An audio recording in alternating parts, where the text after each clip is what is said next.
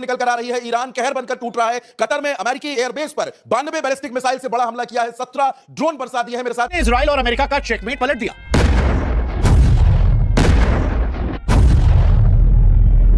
रात कयामत की रात रही। आज ट्रंप आखिर ईरान के साथ बातचीत करने के लिए गिड़गिड़ा क्यों रहे हैं? ऑपरेशन से उसने ईरान की लीडरशिप का सफाया कर दिया, लेकिन फिर भी ईरान सरेंडर करने का नाम नहीं ले रहा है। और ये अमेरिका और इजराइल कि वो इजराइल जो दुनिया भर में ढिंडोरे पीट रहा था अपने आयरन डोम सिस्टम के, अपने एयर डिफेंस सिस्टम के, लेकिन सब कुछ जो है वो धरा का धरा रह गया। और ये जानकर हैरानी होगी कि अब तक, जी हां, अब तक प्रधानमंत्री नरेंद्र मोदी ने सुप्रीम लीडर खामेनी के ईरान ने इजराइल और अमेरिका का चेकमेट पलट दिया।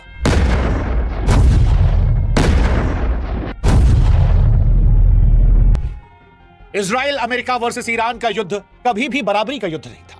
यह बात सारी दुनिया जानती थी, क्योंकि एक तरफ दुनिया की सबसे बड़ी महाशक्ति अमेरिका और उसका आधुनिक साथी इजराइल था, दूसरी तरफ वो ईरान जिस पर दशकों से दुनिया भर के प्रतिबंध लगा दिए गए थे, जिसकी इकॉनमी गर्दिश में चली गई थी।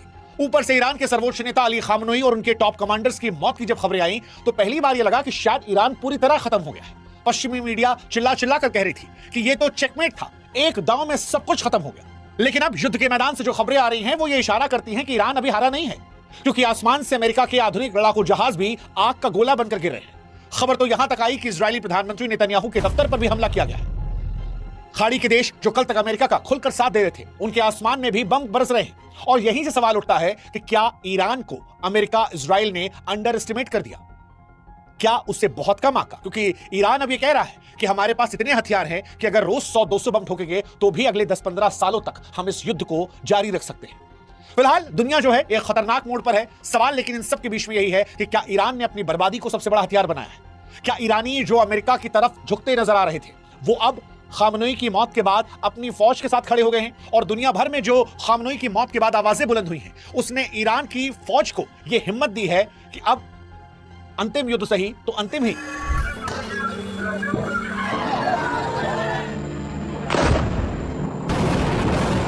आज की कहानी में हम यही बात करने वाले कि क्या अमेरिका और इजराइल ने ईरान की मशीनों को तो माप लिया, लेकिन उसकी सहने की शक्ति और उसके लड़ाकों के नेटवर्क को समझने में चूक कर दी? यह सवाल बड़ा महत्वपूर्ण है और आज इस सवाल का जवाब इस वीडियो में समझने की कोशिश करेंगे। इसकी शुरुआत करें उससे पहले हमारी आपसे गुजारिश है कि युद्ध के मैदान की सच्ची और सटीक खबरों के लिए आप हमारे व्हाट्सएप चैनल जरूर जुड़ें। बात करते हैं इस पूरी घटना की। 28 फरवरी 2026 को जब इजराइल और अमेरिका ने मिलकर ऑपरेशन एपिक फरी चलाया तो दुनिया को यह लगा कि ईरान का वजूद खत्म हो गया।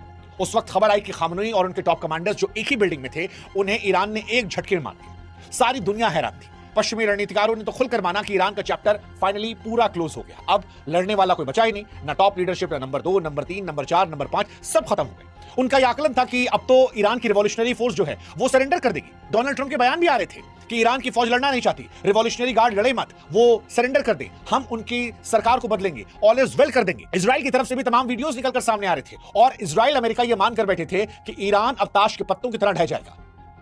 जिस वक्त सारी दुनिया ये सोच रही थी कि ईरान बिखर गया, शायद उसी वक्त ईरान ने अपनी शहादत को अपना हथियार बना लिया। वो पलटवार किया जिसकी किसी ने कल्पना नहीं की थी। और इसी वजह से आज खबरें आ रही हैं कि ईरान ने ऑपरेशन ट्रुथफुल प्रॉमिस 4 के जरिए उस जवाबी हमले को किया जिसने ईरान और अमेरिका को शॉक कर दिया है। ईरान के रिवॉल्यूशनरी गार्ड की ओर से जो दावा किया गया, उसके मुताबिक उनकी खैबर मिसाइलों ने इजराइल के प्रधानमंत्री नेतन्याहू के दफ्तर और उनके वायुसेना के मुख्यालय तक अपनी पहुंच बनाई है। हालांकि इजराइल इन दावों को खारिज कर रहा है। वो कह रहा है कि ऐसा हुआ नहीं है, लेकिन ईरान कह रहा है कि उनको समझ में आ रहा है और अब बढ़ते दिनों के साथ जो हम हमले करेंगे वो उन्हें और परेशान करेंगे। कि उनको समझ में आ रहा है और अब बढ़ते दिनों के साथ जो हम हमले करेंगे वो उन्हें और परेशान करेंगे। तेल अवीव, वहां पर लगातार ऐसी तस्वीरें निकल कर आ रही हैं जहां पर ईरान ने इजराइल में धुआं कर दिया है। इजराइल के नेवातिन और कई और एयरबेस ऐसे हैं जहां पर धुएं का गुबार देखा गया है। ईरान ने एक साथ 550 ज्यादा मिसाइलें और ड्रोन्स के जरिए एक सैचुरेशन अटैक किया और यह सैचुरेशन अटैक इतना खतरनाक था कि इजराइल का डिफेंस सिस्टम आयरन डोम भी कई जगहों पर बेबस नजर आया। बीती रात कयामत की रात रही। आज इस कार्यक्रम में मैं आपके सामने 2 बड़े मुद्दे लेकर आ रहा हूं। क्या खामेनी की मौत के बाद दुनिया वर्ल्ड वॉर 3 की तरफ बढ़ रही है? और दूसरा, द चाइनीज कनेक्शन, किस तरह से चीन पर्दे के पीछे ईरान की मदद कर रहा है और यह अमेरिका और इस्राइल के लिए जबरदस्त सिरदर्द का सबब है। मगर उससे पहले बहुत ही त्वरित अंदाज में, ब्रेकिंग न्यूज के अंदाज में मैं आपके सामने पेश करना चाहता हूं कि पिछले 12 घंटों में क्या हुआ। अगर आप अब हमने ईरान पर इसलिए हमला कर दिया क्योंकि इस्राइल ने उस पर हमला किया था और हमें डर था कि ईरान हम पर हमला कर सकता है, इसलिए हमने ईरान पर हमला कर दिया। वो ईरान जो आपके साथ बातचीत कर रहा था, वो ईरान जो ये कह रहा था कि हमें अमेरिकी शर्तें मंजूर हैं बातचीत में, उस पर आपने हमला किया, उनके सुप्रीम लीडर खामेनी को मौत के घाट उतार दिया। वो मौत जिसके चलते आज दुनिया वर्ल्ड वॉर 3 के मुहाने पर है। और दोस्तों इंतजार कीजिएगा, आपकी स्क्रीन पर यह है जेफरी सैक्स, जो कि अमेरिकन इकोनॉमिस्ट हैं, और अमेरिकन इकोनॉमिस्ट जेफरी सैक्स चेतावनी दे रहे हैं वर्ल्ड वॉर 3 की। हम ट्रंप आखिर ईरान के साथ बातचीत करने के लिए गिड़गिड़ा क्यों रहे हैं? आखिर वो क्यों कह रहे हैं कि ईरान मेरे साथ बातचीत करना चाहता है, मगर ईरान के बड़े नेता अली लारिजानी ने स्पष्ट कर दिया है कि ट्रंप के लिए अमेरिका फर्स्ट नहीं, इजराइल फर्स्ट है, और न्यूक्लियर मुद्दे पर अमेरिका से बातचीत करने का कोई सवाल ही नहीं पैदा होता। समानांतर तौर पर यहां भारत में आपको यह जानकर हैरानी होगी कि अब तक, जी हां अब तक, प्रधानमंत्री नरेंद्र मोदी ने सुप्रीम लीडर खामेनी की मौत पर एक बयान नहीं दिया। सबसे बड़ी बात, वो अब तक यूएई के राष्ट्रपति को फोन कर चुके हैं। वायर की इस खबर के मुताबिक वो इजरायली प्रधानमंत्री बेंजामिन नेतन्याहू से बात कर चुके हैं, मगर अब तक उन्होंने सुप्रीम लीडर खामेनी की मौत पर एक बयान नहीं दिया। मैं सीधे प्रधानमंत्री नरेंद्र मोदी से एक सवाल पूछना चाहता हूं, आप इतिहास के किस छोर में खड़े होना चाहते हैं? जब इस दौर का इतिहास लिखा जाएगा तो क्या यह इतिहास लिखा जाएगा कि भारत जो है वो दो अत्याचारियों, दो दबंगों के साथ खड़ा था? मैं समझना चाहता हूं, ट्रंप लगातार भारत का अपमान करते रहते हैं, चाहे ट्रेड डील हो, चाहे ऑपरेशन सिंदूर हो, और अब भी खामेनी को नाजायज तरीके से मौत के घाट उतार दिया गया। ईरान पर एक नाजायज युद्ध छेड़ा गया है, फिर भी भारत खामोश है। इससे ज्यादा शर्मनाक बात कुछ नहीं हो सकती, और मैं इसकी गंभीर चर्चा करने वाला हूं। और सुप्रीम लीडर खामेनी की मौत पर प्रधानमंत्री नरेंद्र मोदी की खामोशी पर कांग्रेस ने करारा प्रहार किया है। कांग्रेस का कहना है इतिहास इसे कभी नहीं भूलेगा। मोदी इस्राएली संसद नेसेट में खड़े होकर हंस रहे थे, एक ऐसे नकली अवार्ड को स्वीकार कर रहे थे जो असल में था ही नहीं, और अपने दोस्त और युद्ध अपराधी बेंजामिन नेतन्याहू के प्रति बिना शर्त वफादारी जता रहे थे। उसी दौरान में धकेल दिया है। इससे ज्यादा साफ सबूत क्या होगा कि मोदी अपनी स्वतंत्र इच्छा से काम नहीं कर रहे हैं। उन्हें अमेरिका और इस्राएल की कठपुतली बताया जा रहा है। कहा जा रहा है कि प्रधानमंत्री समझौता कर चुके हैं। कौन ये जंग जीतेगा यह भी पता नहीं है, लेकिन मोदी पहले ही हार चुके हैं। मगर अगर आपको समझना है कि डोनाल्ड ट्रंप बातचीत के लिए क्यों गिड़गिड़ा रहे हैं, तो मैं आपके सामने एक एक करके कुछ तस्वीरें पेश कर रहा हूं जिस पर गौर फरमाया जाए। सबसे पहले दोस्तों, यह कुवैत की तस्वीर है। आप देखिए, आसमान से एक फाइटर जेट गिर रहा है। यह कौन सा फाइटर जेट है? यह अमेरिका का फाइटर जेट है। इससे पहले कि मैं आपको बताऊं क्या हुआ, इस वीडियो को देखिए। जेट्स हैं जिन्हें ईरान निशाना बना रहा है। अब मैं आपको या आपसे मिलवाना चाहता हूं उन 3 अमेरिकन फाइटर पायलट से जो बच गए। ये देखिए, ये 2 पुरुष फाइटर पायलट्स हैं और एक महिला फाइटर पायलट है, और ये लोग कुवैत के आसमान से नीचे गिर गए। ईरान ने मिसाइल दागी, वो मिसाइल इन फाइटर जेट्स को लगी और वो नीचे गिर गए। अब तक 3 अमेरिकी सैनिक आधिकारिक तौर पर मारे जा चुके हैं ईरानी मिसाइल हमले में। ट्रंप पर यह आरोप लग रहा है कि वो आंकड़ों को छुपा रहे हैं, और इसका प्रमाण इस बात से पता चलता है कि डोनाल्ड ट्रंप अब यह कह रहे हैं कि आने वाले दिनों में हमारे और सैनिक शहीद हो सकते हैं। तो बड़ा प्रश्न मिस्टर ट्रंप, आखिर अमेरिका को इस युद्ध में किसने ढकेला? आखिर क्यों आपने ईरान पर प्रहार किया जबकि ईरान तमाम शर्तों को पूरी कर रहा था?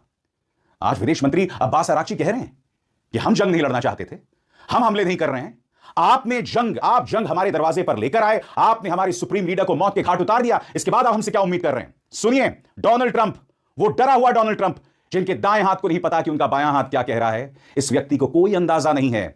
सुनिए, है कहीं भी कभी भी आसमान से मौत बरस सकती है। दुबई हो या दोहा, पूरे मिडिल ईस्ट में आज कोई भी 100% सेफ नहीं है। आप मिलिट्री पर्सनल हो या सिविलियन हो, कोई फर्क नहीं पड़ता है। और ऐसा कब तक चलने वाला है किसी को पता नहीं। एक तरफ है ईरान, जिसने अभी अपने सुप्रीम लीडर आयतुल्लाह खमीनी को खो दिया। अमेरिका और इजराइल ने मिलकर उनके 40 से ज्यादा कमांडर्स और टॉप लीडरशिप का सफाया कर दिया। काफी हद तक ईरान की लीडरशिप का सरकलम हो चुका है। उनके एयर डिफेंस और एयर फोर्सेस को पहले से ही तबाह कर दिया गया था। लेकिन अपने decentralised defence system, mosaic defence system और बैलिस्टिक मिसाइल्स के साथ ईरान अब बदले पर उतर आया है, और वो ना आओ देख रहा है ना ताओ। कोई रूल्स ऑफ नहीं है, कोई रेड लाइन नहीं है, और उसको इस बात का भी फिक्र नहीं है कि वो दुनिया के सबसे ताकतवर मिलिट्री से लोहा ले रहा है। अमेरिका अपने 2 carrier strike group, B-2 stealth bomber, nuclear submarine, पूरे मिडिल ईस्ट में स्थित दर्जनों बेसिस से ईरान के ऊपर हमला किया जा रहा है। इजराइल भी पूरा जोर लगा रहा है ईरान को तबाह करने के लिए। अपनी बेहतरीन इंटेलिजेंस और कोवर्ट ऑपरेशन से उसने ईरान की लीडरशिप का सफाया कर दिया, लेकिन फिर भी ईरान सरेंडर करने का नाम नहीं ले रहा है। और यह अमेरिका और इजराइल दोनों के कैलकुलेशन के विपरीत जा रहा है। देखा जाए तो यह सिचुएशन काफी ब्लैक एंड व्हाइट था, कम से कम कागज पर। ईरान के पास जंग जीतने के लिए कोई चांस नहीं था, ना अब है। सिर्फ मिलिट्री फायर पावर की अगर हम बात करें तो ईरान पहले से ही यूएस और इजराइल से बहुत कमजोर था, और अब तो उसकी टॉप लीडरशिप का भी सफाया हो गया। आज ईरान लोग सड़क पर उतर आ चुके हैं, लेकिन जिस हिसाब से ईरान पूरे मिडिल ईस्ट में पिछले 2 दिनों से तबाही मचा रहा है, उससे तो लग नहीं रहा है कि ईरान की रजीम अभी सरेंडर करने के मूड में है। ईरान आज अकेला मिडिल ईस्ट में लगभग हर देश से लड़ रहा है। पूरे मिडिल ईस्ट में हर जगह एक साथ स्ट्राइक करने की कोशिश कर रहा है, मिसाइल्स दाग रहा है, और उसकी मदद करने के लिए मिडिल ईस्ट तो छोड़ो, पूरी दुनिया में भी कोई आगे नहीं आ रहा है। फिर भी ईरान की रजीम लड़े जा रही है अकेले। सवाल है, ये हो कैसे रहा है? क्या है ईरानियन रजीम की स्ट्रैटेजी? दुनिया के सबसे बड़े पावर के खिलाफ आखिर कब तक यह रजीम टिक पाएगा? क्या है ईरान का एंड गेम इस वॉर में, और क्या यह ट्रंप की सबसे बड़ी मास्टर स्ट्रोक साबित होगा या सबसे बड़ी भूल? आइए समझते हैं। नेतन्याहू के दफ्तर पर हमला किया गया है। फिर से सुनिए बहुत गौर से। ईरान ने इजराइल के प्रधानमंत्री के दफ्तर पर हमला किया है। नेतन्याहू के दफ्तर पर हमला हुआ है। आप सोचिए कि वो इजराइल जो दुनिया भर में ढिंडोरे पीट रहा था अपने आयरन डोम सिस्टम के, अपने एयर डिफेंस सिस्टम के, लेकिन सब कुछ जो है वो धरा का धरा रह गया। और अगर प्रधानमंत्री के दफ्तर पर हमला हो रहा है तो आप सोचिए कि उस देश की स्थिति क्या होगी। और केवल इतना ही नहीं हुआ है, बल्कि उसके साथ साथ 6 अमेरिकी एयरबेस, बीती रात की कहानी मैं सिर्फ आपको बता रहा हूं, 4 देशों के 6 अमेरिकी एयरबेस, वहां पर भी हमला हुआ है। यह तस्वीर आप देखिए, यह तस्वीर है सऊदी अरब की राजधानी रियाद की, और रियाद के अंदर अमेरिका का दूतावास वो किस तरीके से जल रहा है ये आपके सामने है। ये तस्वीरें अपने आप में गवाही हैं इस वक्त में कि ईरान जरा सा भी टस से मस होने के लिए तैयार नहीं है, जरा सा भी झुकने के लिए, पोलाइट होने के लिए तैयार नहीं है। और सबसे बड़ी बात यह है कि यह सब कुछ तब हुआ है जब बीती रात डोनाल्ड ट्रंप ने पत्रकारों के सामने आकर के कहा कि हम ट्रुप्स को ग्राउंड पर भेज सकते हैं। ईरान इजरायल युद्ध के बीच बड़ी खबर निकल कर आ रही है। ईरान कहर बनकर टूट रहा है। कतर में अमेरिकी एयरबेस पर 92 बैलिस्टिक मिसाइल से बड़ा हमला किया है। 17 ड्रोन बरसा दिए हैं। मेरे साथ न्यूज रूम में भरत जी मौजूद है, सीधे आपको उनके पास लेकर चलते हैं। भरत जी, ईरान अब कहर बन चुका है। ईरान ने पूरी रात हमला जारी रखा और ये चौथा दिन है, और चौथे दिन ये लग रहा था कि ईरान के हमले थोड़ा कम होंगे, लेकिन जैसे जैसे चीज़ें आगे बढ़ रही हैं, दिन आगे बढ़ रहे हैं, वैसे वैसे ईरान के हमले बहुत तेजी से बढ़ते जा रहे हैं। और किसी ने ये उम्मीद नहीं लगाई थी कि कतर के भीतर ईरान 92 बैलिस्टिक मिसाइलों के साथ हमला करेगा। ड्रोन्स नहीं, कामाकाजी ड्रोन्स नहीं, बैलिस्टिक मिसाइलों के साथ कतर में जितने अमेरिकी बेसेस हैं उनके ऊपर हमला किया है। और पूरे इस खाड़ी के देशों में आप देखेंगे तो 16 से 17 अमेरिकी बेसेस हैं, और इनमें कतर हो गया, और बहरीन हो गया, और आपका सऊदी हो गया। इन सब देशों में इनके बेसेस हैं। लेकिन आप हेडलाइन पर नजर डालेंगे तो आप पाएंगे कि US Israel Iran war, Tehran launch 92 missile, यानी ईरान के भीतर से 92 मिसाइल्स लॉन्च की गई, 17 ड्रोन लॉन्च हुए। और कतर में जो यूएस के मिलिट्री बेसेस हैं मिडिल ईस्ट में, उनको हिट करने के लिए, उनको निशाना बनाने के लिए भयंकर आसमान लाल हो गया। ईरान ने जिस तरीके से रात में हमले शुरू किए, और इन हमलों को देखकर कतर सहम उठा, और कतर ने एक लंबा चौड़ा नोट लिख करके दिया है, और दुहाई लगाई है, गुहार लगाई है, किससे? यूएन से और यूनेस्को से। 2 जगहों पर दोनों को यह लेटर लिखा है। और न्यूयॉर्क मार्च 2, 2026 ये ऊपर से शुरू किया है मिनिस्ट्री ऑफ फॉरेन अफेयर्स।